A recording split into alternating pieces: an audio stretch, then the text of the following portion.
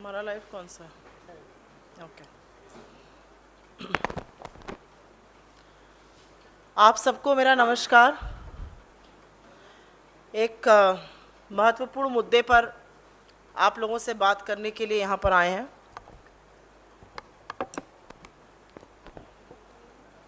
जो reckless privatisation कहा जाता है, अंधाधुंध निजीकरण, बिना सोचे समझे सरकारी संस्थानों को बेचने का जो काम है, उस कड़ी में एक नया अध्याय जोड़ने का काम भारतीय जनता पार्टी करने जा रही है।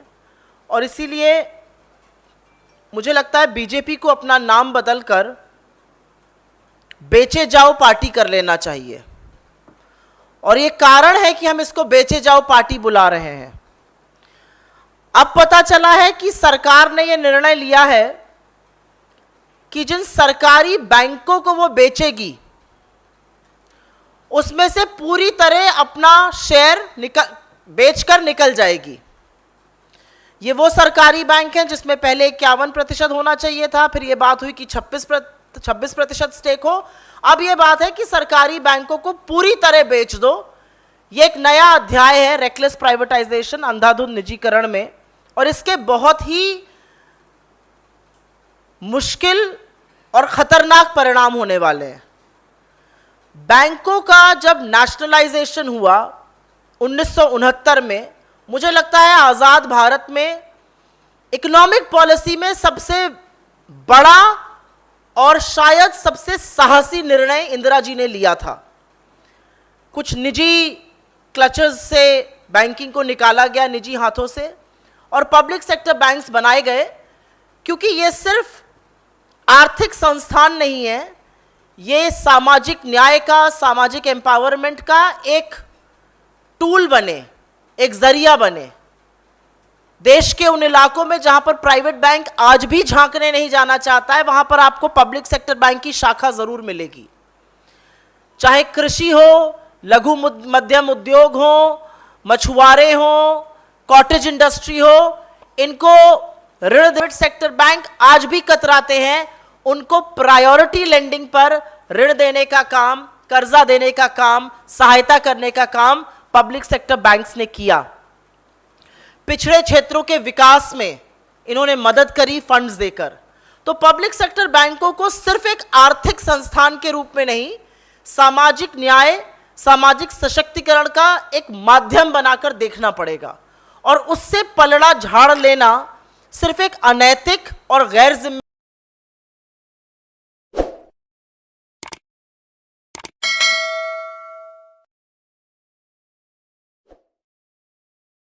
सरकार कर सकती है।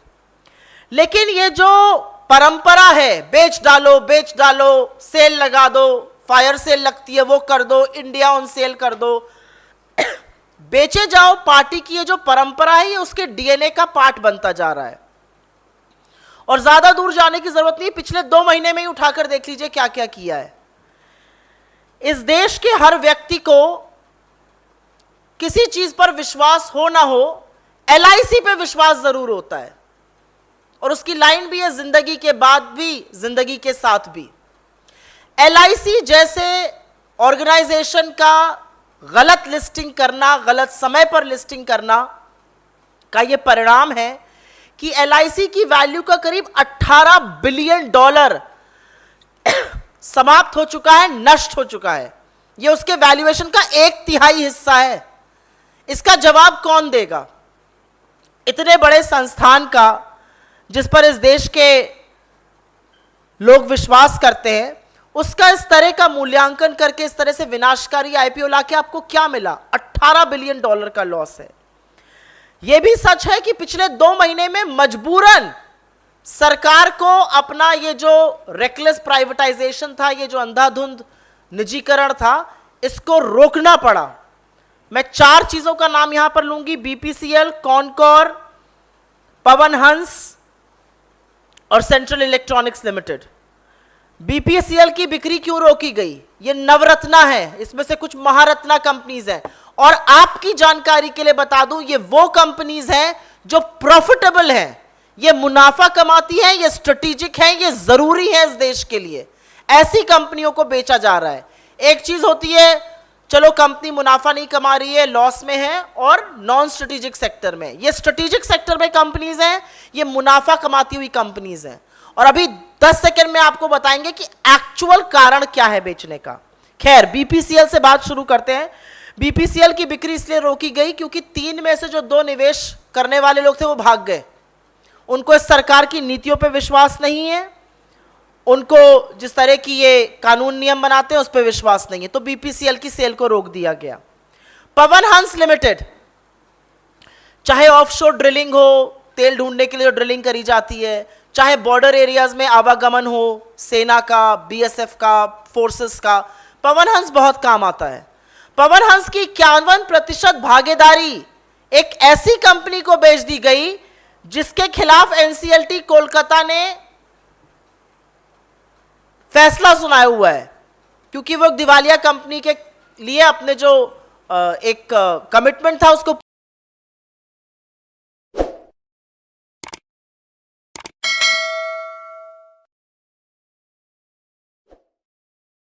पूरा नहीं कर पाई थी, ऐसी कंपनी के लिए बेच दी गई। सेंट्रल इलेक्ट्रिक्स लिमिटेड,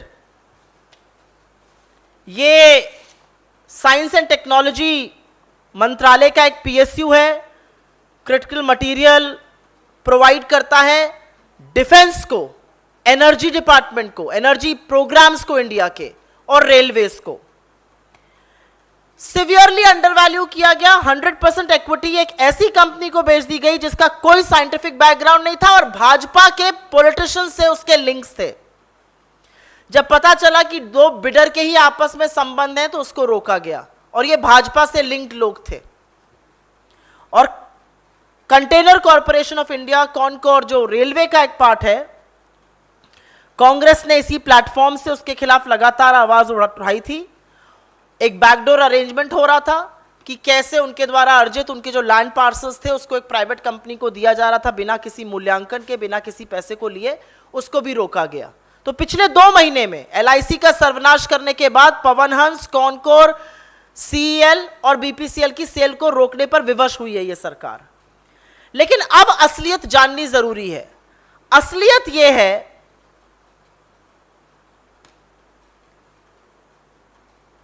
कि जो सरकार बड़ी बड़ी बातें करती है वो वाकई में इन कंपनीज को इनके लैंड पार्सल के लिए बेच रही है। अधिकतर कंपनीज के पास काफी अधिक संख्या में लैंड पार्सल है, सैकड़ों एकड़ भूमि है, और उसको बेचकर कुछ चुनिंदा निजी क्रोनी कैपिटलिस्ट के हाथ में देने का काम है, और इसीलिए यह हो रहा है। कॉनकोर के पास रेलवे स्टेशन के पास जमीन है, शिपिंग कॉरपोरेशन के पास महाराष्ट्र खासकर मुंबई में जमीन है, भारत अर्थ मूवर्स के पास वेस्ट बंगाल और कर्नाटक में जमीन है, और सिंगल माइंडेड फोकस यह है कि इन कंपनीज को बेचो, इनके पास जो भूमि है उसको हथियाओ, कब्जियाओ और उसको अपने चंद पूंजीपति मित्रों के हाथ में सौंप दो। सिर्फ और सिर्फ एक ये फोकस है जमीनों को हड़प कर बेच देने का। और एक चीज यहां पर उजागर करना, और जितना मैं ज्यादा बोलूं उतना कम रहेगा, जरूरी है। सरकार क्या झुंझुना बजा रही है? हम अग्निवीरों को उनकी 4 साल की नौकरी के बाद पीएसयूज में नौकरी देंगे। पीएसयूज में तो नौकरी बाद में दीजिएगा, डिफेंस के पीएसयूज को क्यों बेच रहे हैं? जहां पर आप उनको नौकरी देना चाह रहे हैं पहले उसको बताइए। एक हाथ में कहते हैं नौकरी देंगे, एक हाथ में पीएसयू बेच रहे हैं, तो इनका बायां हाथ इनके दाहिने की भी नहीं सुनता है, पहली बात। और यही दोहरा मापदंड है, यही जो डबल स्पीक है सरकार की।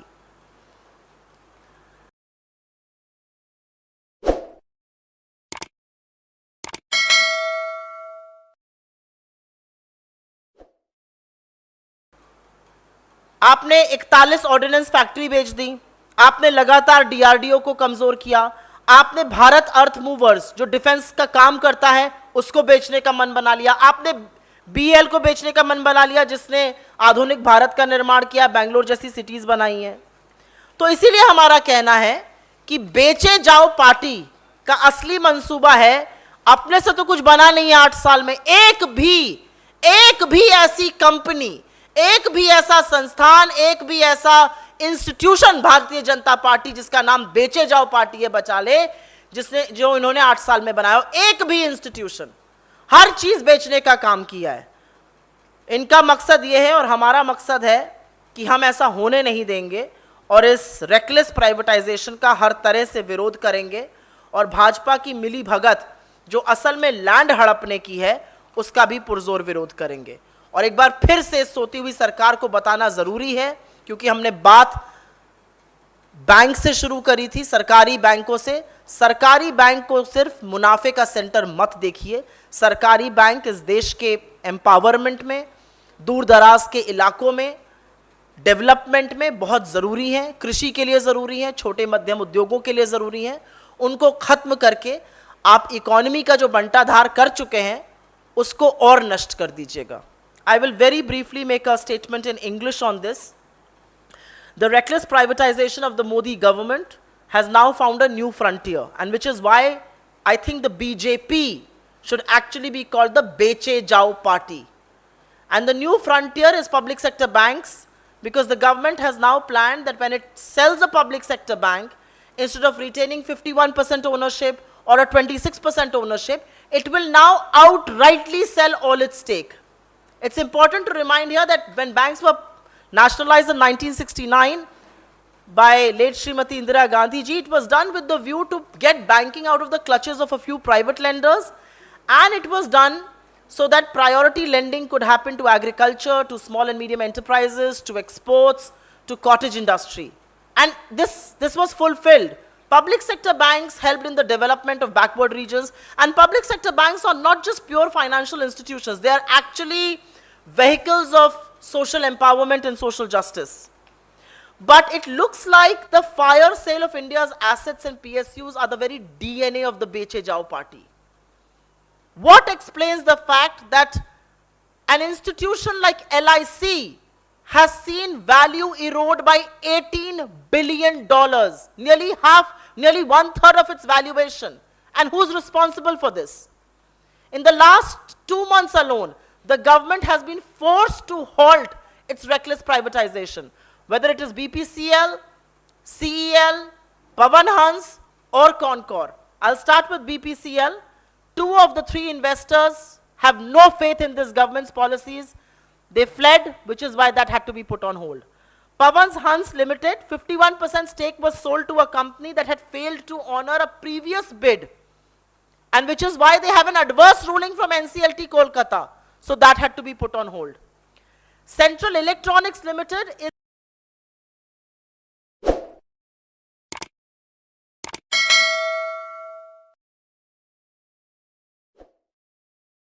an enterprise of the Ministry of Science and Technology. It provides crucial material to our energy program, to our defense, to our railways. Hugely undervalued, 100% equity was sold to a financial company with no scientific background, but with links to BJP leaders. It was then found that 2 bidders were related parties, which is why it was halted. The Container Corporation of India, a railway enterprise, that PSU sale, reckless sale, was put on hold because we from the Congress and from this platform opposed it, and we highlighted how through a backdoor entry, land was being grabbed and actually sold at penny price to some of the government's crony capitalists. It's very clear, and I think there are 2 big points here. It's absolutely clear that the reckless sale, the fire sale, India on sale by the Beche Jao party is actually happening with an eye and the sole aim and the sole purpose of grabbing the parcels of land that they hold. Concor has ran around railway stations in the country. Shipping Corporation has land in Maharashtra, particularly Mumbai. Bharat Earth Movers has land in West Bengal and Karnataka, and so do many of these public sector enterprises. And the idea is to sell them at no cost to the crony capitalist. And look at the double speak. When we demand withdrawal of Agnipath, they say Agniveers will be given jobs in PSUs after 4 years of their service when they retire at the age of 23. Oh, you'll really do that? On one hand, you say you will do that. On the other, you are selling all PSUs. So where are you going to give them employment? And it's not just some PSU. You are selling defense PSUs.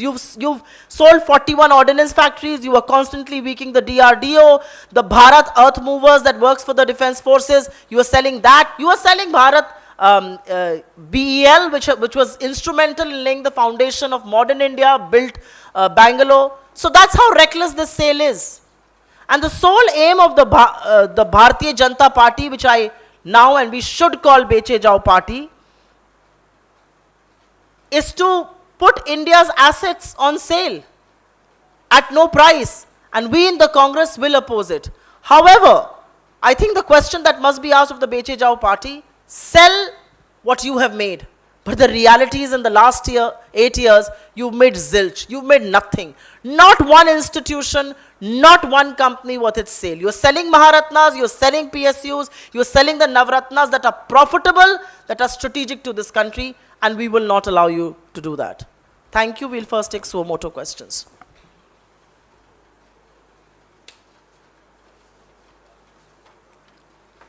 Circulate kara dijiye. Any questions on this? I think government outrightly saying that they will exit public sector banks when they are sold and will sell their 100% equity has huge ramifications for agriculture, for MSMEs, for priority lending, for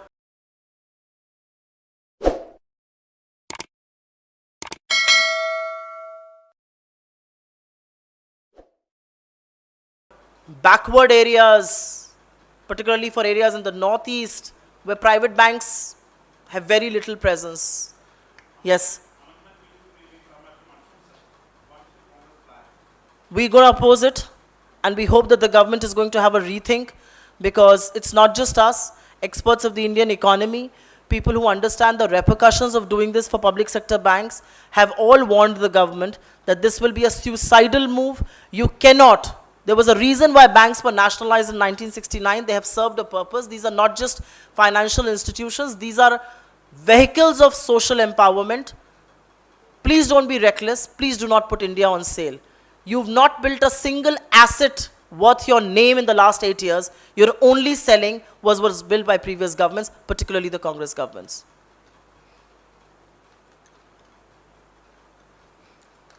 Done? Thank you.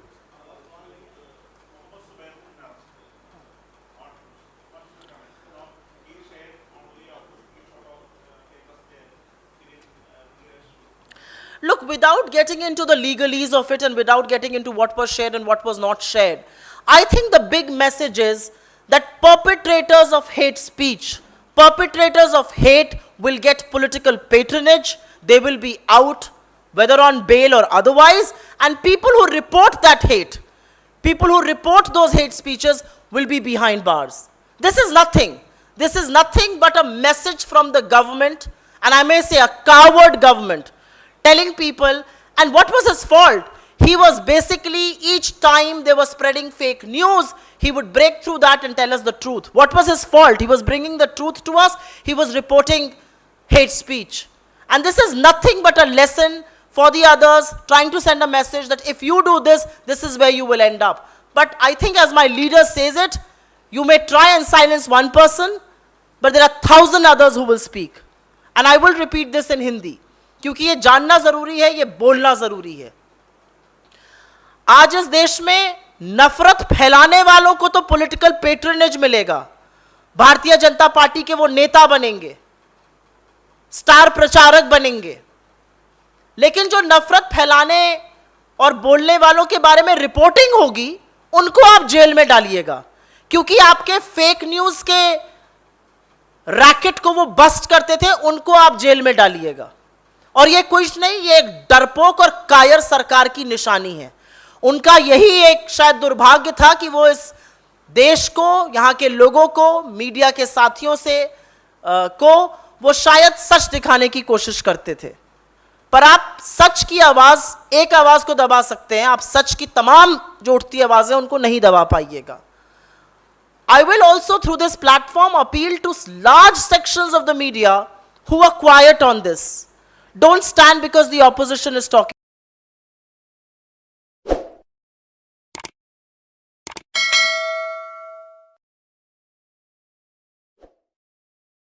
for it. He's one of your own. At least stand up for one of your own.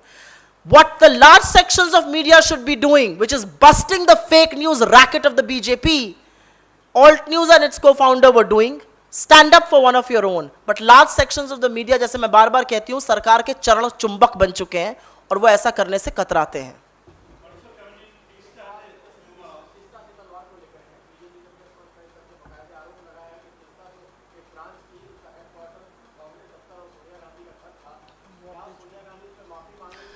मुझे लगता है इस चीज का जवाब हम पहले भी दे चुके हैं. भारतीय जनता पार्टी के व्यर्थ के एलिगेशंस का, मूर्खतापूर्ण बातों का इस मंच से मैं क्यों जवाब दूं. हमारे नेता वहां पर रहे, वो अपने आप में प्रमाण है. Done. I just answered that question. We've taken that before. Thank you. Thank you very much. Thank you.